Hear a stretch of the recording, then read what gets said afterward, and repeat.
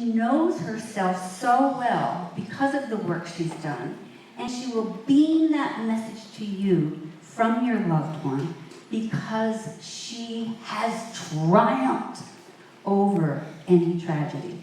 Ladies and gentlemen, wise ones, fairies, stars, who else are there? Angels. Angels, of course. Welcome, one of the greatest angels I know, Jennifer Clark.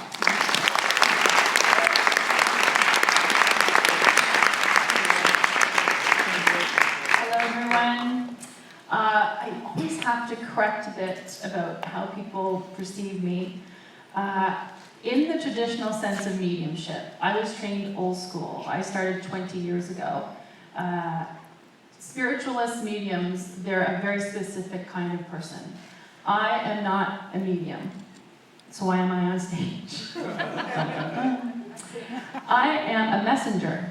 I work cosmologically, so I can see the soul, the angels, the guides, the loved ones. I can tell what planet you're from. I work in a galactic, holistic way because you are a soul evolving. We are here all as physical angels on this planet. Through life, we suffer. We have shifts, and no F sometimes happens.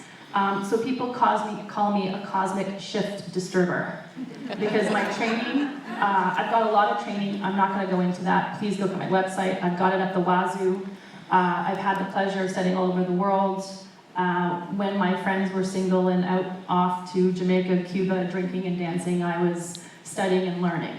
I had a snowboarding accident that put me in a very, very difficult position. I had to move home. My mom and my sister had to take care of me, and all I could do was talk to God, the God in my heart.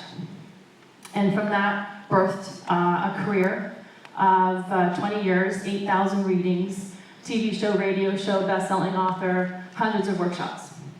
Again, that's the street cred. That's not who I am. I'm a person doing the best you can, trying to evolve and grow, and help as many people come along for the ride as I can.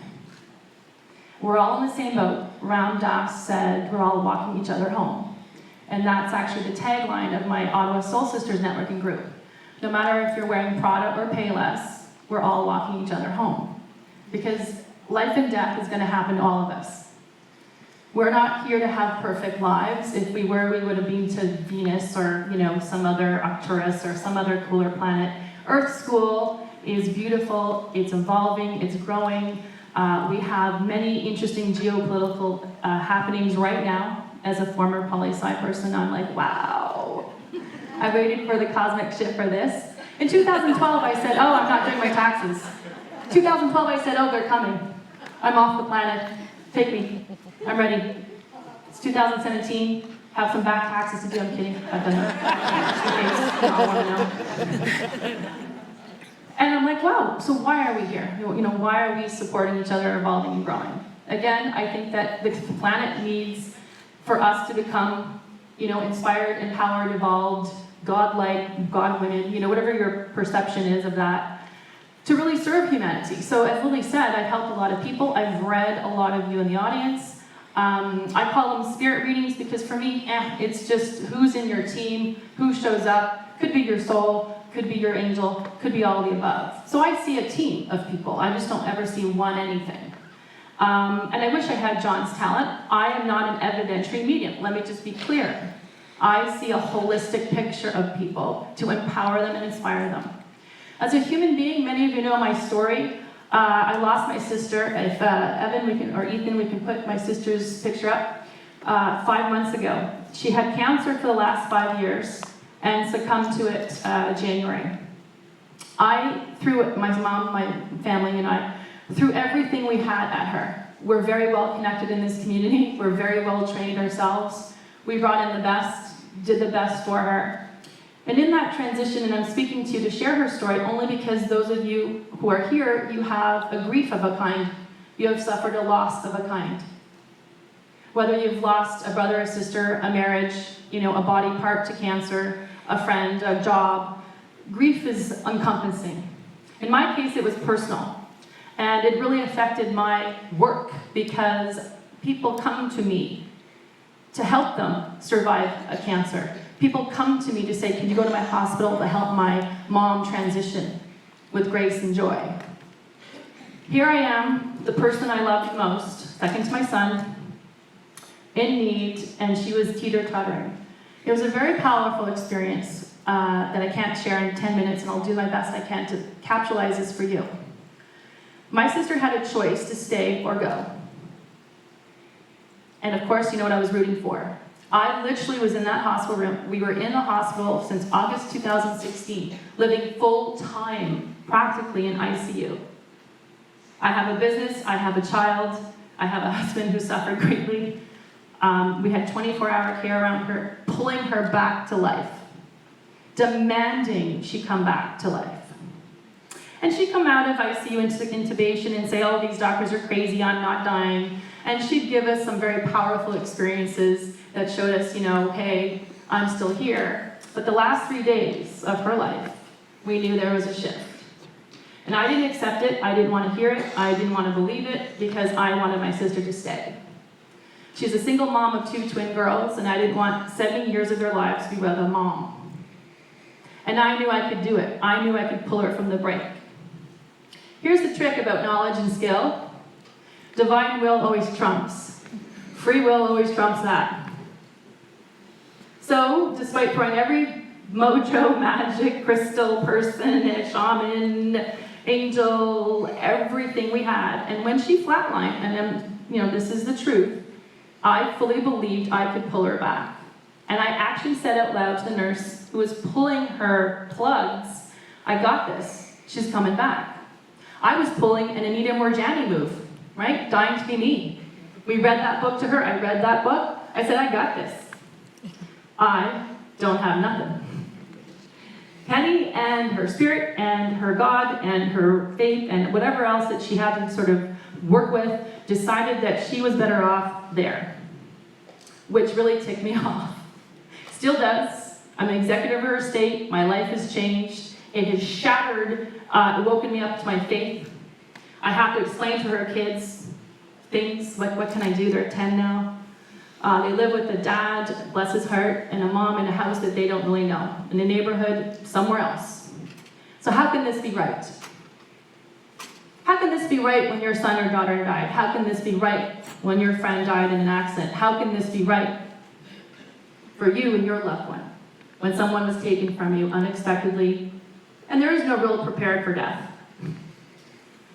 I have to trust the voice of my sister. She was with us the whole time, out of body. She could easily be felt. And in this room, I did a meditation to clear the space, and I could feel her vibration. For me, when deceased loved ones show up, the energy shifts, the room gets dense, and I can feel somebody beside me. And of course, I start to cry because I know it's her. And she's always said, I made the choice. You cannot pull us away from love.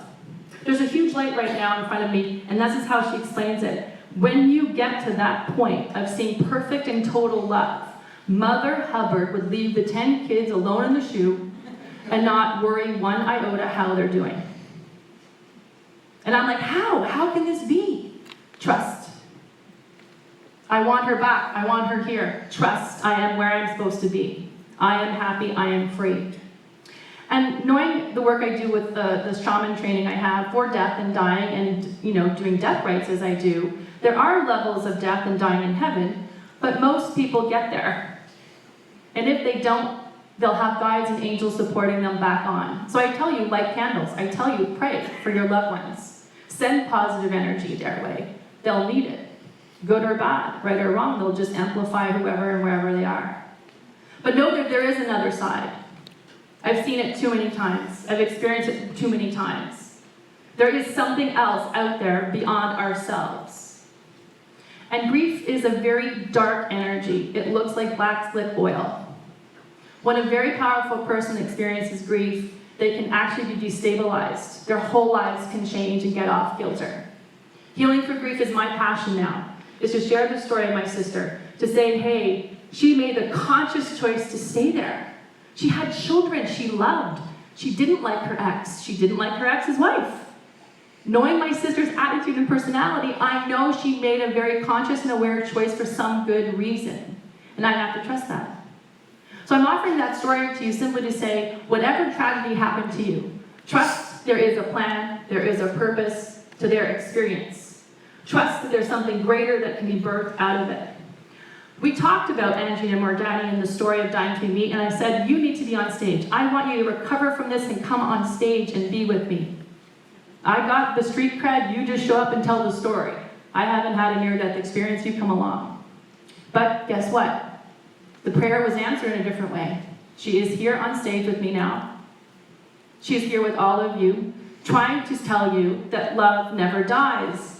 Despite what you feel, despite what you believe, your grief, your anger, your resentment, your confusion, and what Caroline Meese calls the unanswerable why is actually stopping you from experiencing their love, from feeling them the way I do. I knew all along where she was. We did, the priest came to do death rites. She was standing beside me. I was cracking jokes. My mom kicks me and says, this is serious. I said, she's right here. What do you want me to say? Like, I can't, I'm laughing because she's okay. Am I happy? No. Have I accepted it? Yes. And for those of you who suffered great loss, parents who've lost children in particular, it is something that no medium can ever give you a good answer. You will have to meet your maker or whatever it is for you to get the answer of why. Move beyond the why and ask, how can I live? How can I heal? How can I make sense of this? Who can I help with this message, this story? Make a message out of your mess, the saying goes. And I challenge you, that's what they all want. When I see the choirs, the groups, the teams around each and every one of you, this is like the Star Wars Galactic Union here. They're everywhere, you know, and it's like, wow, which level am I going to pick and choose? They're talking about you. They don't want a synopsis of where they are and what they look like. They're looking at the person on earth in Earth School. With humanity, free will, struggle, polarity, separation, Trump. And say, you need the help. Let us help you. Don't look that way. Look this way. Look within. And I know it's hard because each of you want a message. You want confirmation. Thankfully, people like John Holland and all the mediums who are here that are evidentiary, Laura Traplin, wherever you are, Diane Merpaul, trained by John Holland, and all the other mediums in this city who actually have that skill, Sylvia Robert, wherever she is, I know you're around here somewhere, can provide that. But beyond that, so what? So what? So what? But bless it. Now what are you going to do? Move forward. Forgive, heal, take one step moving forward. So, the dude in the back, I think it's the tech guy. Is Ethan, are you there? Ponytail guy? Yeah. Oh, by the way, single girls, let's check out dude in the back. Because I'm married and I can't, so vote for me. Did you have a friend who was like an extreme sports guy and would have died in an accident type of experience? Young, like he was a young guy, could be high school, I'm not sure when he passed, but it's young, and it was an accident, I don't know if it's like a BMX bike that fell or went off a cliff, I can't tell, it's like, it feels extreme sport related, or a sport that was extreme, or he took it to the extreme, and he's kind of telling you, you've gotten lazy, okay, so don't, it's not me, don't shoot the messenger. And that you need to take more action on a creative project. Are you music, film, what are you? I mean, you're a tech guy, but are you doing anything passionate about with the skills you have? Not as much as I used to. Okay, so I want you to go back to why you used to do something you're not doing again, right now, sorry. And I want you to think about what that block is. Again, and I can talk to you offline. And I want you to start doing something very specific. They're showing me Coachella, like Burning Man, Coachella, South by Southwest, like some cool, arty, place where lots of people hang out and have fun. Do you ever like to go to those type of festivals? Not as much as other ones. Okay, but you go to festivals with people? Here and there. Yeah, so I don't know all festivals, so I'm saying the message is to go to the next festival that resonates with you, that captures your attention, that you may be saying, oh, no, I'm not going to go. I want you to look at it and go. Because there's a connection at that festival that's going to bring you to the art. Okay? The tech stuff or the art stuff or whatever you're doing. So make a list of festivals you go to or you like. Think of them as they pop up on your feed, newsletters or whatever. You know how we synchronously get to places, right? I don't know why I'm here, but I'm here. Right? That guy right there is saying that too. No. So please pay attention to that. I can clarify further later. Did you guys lose a friend in a swimming pool? There's a young woman who I think started out I think was born a girl, died a man, in a pool. Anybody? Nope. Very specific. I'm not making this up. It's too weird, in a good way. So I'm just going to leave, because I am feeling here, okay? So again, you're saying no, I accept that, I'm wrong, but I'm going to just talk to this person, okay? They're saying it's a friend of yours. Sorry, a friend of a friend. Sorry, yes, I'm focusing on you. Look, I talked about your cornrows before, I know. Yeah. So, a friend of a friend. I think they're using the opportunity of you being here and me being here, saying, find out your community. Wow, this crazy chick on stage was saying this. I don't know, anyone know this person? Sure. Someone's going to say, yeah, that's, okay, I'm not getting names because I'm saying, girl name first, died boy. Okay. Same person, okay, became was transgender.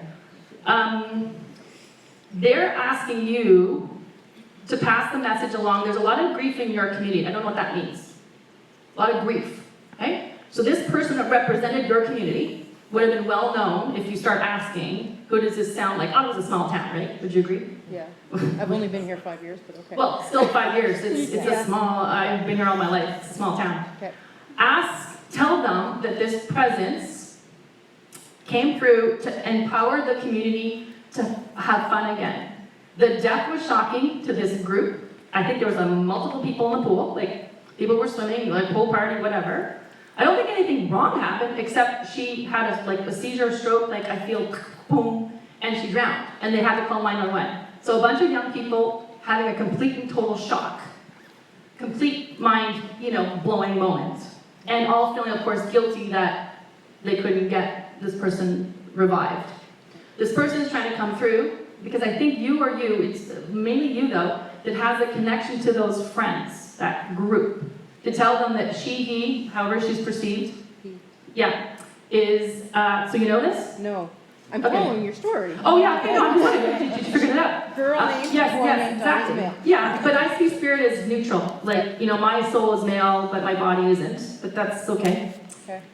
Wants them to know everything's okay on her end and there's no absolving of guilt. Guilt and fear have stopped a lot of people. A couple people are doing some drugs they shouldn't be. They're medicating, they're stunted. She really wants a message to come through. So can I give you my digits? I really want to follow up with this because it feels like more than 5 people are affected for this event. And if I can give them some kind of hope that, hey, everything's okay in the end, it's good. It's good for all of us as a community. So ask me a question because I don't want to waste your time on, someone else's, What do you mean? Well, you paid your bucks. What do you want to know? I don't know. You tell I'm me. here to deliver. What do you You mean? tell me. Well, you tell me, Matt. don't Why do you know. show up and don't know? Why are you showing up and don't know? She brought me. You got up, put your underwear on, deodorant, you put your dreadlocks on, you showed up. What is it that you want? I'm Oh saying, my really? God. Come on. What do I want to How know? can I help you? How can she help you? How can he help you? How can we help you? I lost my daughter. Okay, boom, see? Easy peasy. So sorry about that. That's the one all of us can't answer well. Hopefully John can maybe follow up, or Sylvie, or someone else. My sense is, again, it was part of her karmic theme that she needed to come in for a short time, like a treasure hunt. She's showing me a treasure hunt. Yep. That was, oh, look what I got, I'm done. Yes, I'm out of here. And she booked it back. She picked you because she was strong. She says, I picked my mom because she's a strong soul. Your actually soul's male, body's female. Shocking. Yeah, me too. That doesn't surprise me. Yeah. Again, I'm just being honest. It's ugly, but it's still the truth. And she's trying to say that she had to select a very difficult stream of existence and needed someone in her soul group that was wise, strong, and wouldn't crumble. Wouldn't totally be so messed up, that their lives would be toast as a result of her actions. You understand? Or her destiny or her purpose. Yep. Again, very difficult. I'm going to let Mr. John, the medium, talk about children and dying and moms and dads, because that's, can't answer that one. It happens. And when it happens, all I know is that spiritual energy is very present and aware that they needed to be here for a minute and a moment and get back there to do the work they're doing. So she's saying she's a writer. Was she old enough to write her? Yeah, so small. Okay. Again, she is writing up there, out there, and I'm going to suggest to you that that probably translates down to you. So can you blog? Can you share? Can you vent? I know my mom can relate. Lily, lasting child, Charlene, wherever you are in the audience, like, it sucks. There's no good here. And you have to live. You have to be okay. You have to accept. You have to trust, and you have to survive it. Then you have to heal it, and then you have to live happily through it. Or you can take your existence and come back and do it all over again, right? So I'm warning you, as someone in the same boat, don't do it twice. Winston Churchill says it's the same direction going through hell. Keep on going, right? Don't go back. Keep going through. All right? So thank you very much. I'm sorry I'm out of time.